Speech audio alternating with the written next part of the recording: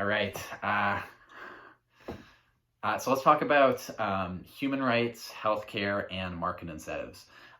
So even though people might argue about the details, I think it's safe to say that most people believe in human rights in one form or another, whether that's the right to life, liberty, and the pursuit of happiness, or the right to a fair trial, or the right to not be tortured, or the right to not be enslaved, or the right to an education. Like we as a society have decided that it doesn't matter if you're poor, it doesn't matter what background your family was born into. If you're an American, you have the right to a K through 12 public education.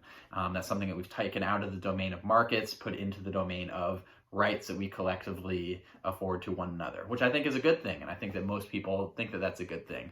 But there are some rights, or specifically one right, which is probably the most fundamental of all rights, which is not protected in this way. That right being the right to live, the right to life, and the right to continue living through getting health care and protection from sicknesses, which most countries around the world have decided is a right, just like education's a right, but not here in the United States. And so even something that's less fundamental than the right to continue living, something like the right to not have your house burned down, we've decided that we're going to collectivize as that risk. We're going to collectively pay for the cost of the fire department, so that, if you're unfortunate enough that your house burns down or it gets caught on fire, we're going to send the fire department out there at a cost to all of us in order to protect all of us when or if that were to happen. And I think everybody thinks that's a good thing. There's not really a big push to privatize the fire departments, which is great.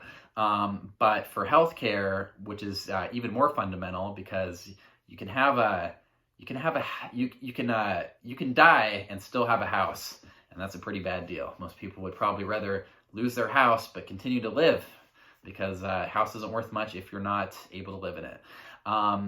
But healthcare isn't protected in that way. And so let's imagine we had a fire department that was structured in the same way that we structure our healthcare system, where you have to purchase it from private insurers. What would happen? First of all, the poor a lot of times wouldn't be able to, get protected for fire insurance, let's call it. And so their houses would burn down and nobody would come to put them out. And then they would be homeless. Or maybe some people would still come to put it out, but then they would have to pay the entire cost of that by themselves. And so they'd go bankrupt. Well, this is exactly what happens with our healthcare system, in that we have 27 million people who are uninsured, tens of millions more who are underinsured with high deductibles and co-payments. And when they get sick, they go bankrupt. Literally, the number one cause of bankruptcy in the United States is medical bills. And so when you see people that are homeless, a lot of times that's how they got there. And this is a function of what we've decided is a priority, and where we've allowed the market to come in and not come in. What would happen with the fire departments in this hypothetical? They would try to cut costs as much as possible, because if your goal is to maximize returns for your investors, which is the goal of private companies, including pharmaceutical companies making medicine, including private healthcare companies, private hospitals, what you would want to do is decrease your costs as much as possible, as well as increasing your revenues. You decrease your costs by transferring as much of the cost as you can onto the consumer, and that takes the form of deductibles and co-payments, which are high. So even if you have health insurance, you still have to pay thousands of dollars before it ever kicks in. And then a lot of times you're not even insured for the things that you thought you were insured for. So you get sick and you're not even covered for that because you had a cheap policy. It was in the fine print. That happens to lots and lots of people. Same dynamics will start to happen with the fire department. And then they're also going to try to decrease their own costs through decreasing what they purchase. So there's no need to buy 20 fire trucks when most of the time you only need to use 5 or 10, and it's only like when there's a real big inferno that burns down the whole community that you need 20. It's not a good financial decision to spend that much money on 20 fire trucks, and so they won't be purchased. And what do we have right now in our healthcare system? We have a shortage of beds because, again, why spend all of that money on beds that usually won't be used if we're trying to maximize returns? It's better to cut those costs and then also not be undercut by other hospitals or, private companies that are able to outcompete you because their costs are lower. But if we say that this is something we need to make universal and that we need to make sure that everybody has access to, then those dynamics aren't going to be great when there's something like a global pandemic, going across the country. That's what we have right now. Also, price gougers. We can wag our fingers at price gougers, and I think that's a good thing to wag our fingers at. But it's hard to blame them when their legal goal to their shareholders as those companies is to maximize returns.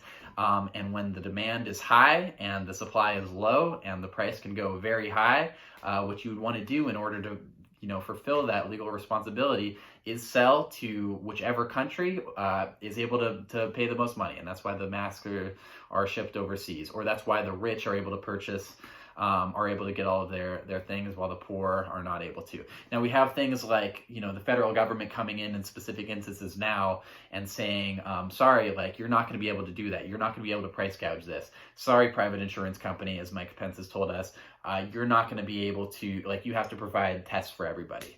And that's a great thing, but this is not part of the actual systemic structure of the healthcare system that's doing that. This is the federal government coming down because of the huge push from the population to make sure that people are covered, because people are paying attention to this, which is great. And then, there might be some cooperations from the private companies because they say, this is not going to be a good look for us if we're seen as ripping off old poor people when everybody's paying attention. This ain't going to be great for our long-term strategy. And so they'll make those concessions.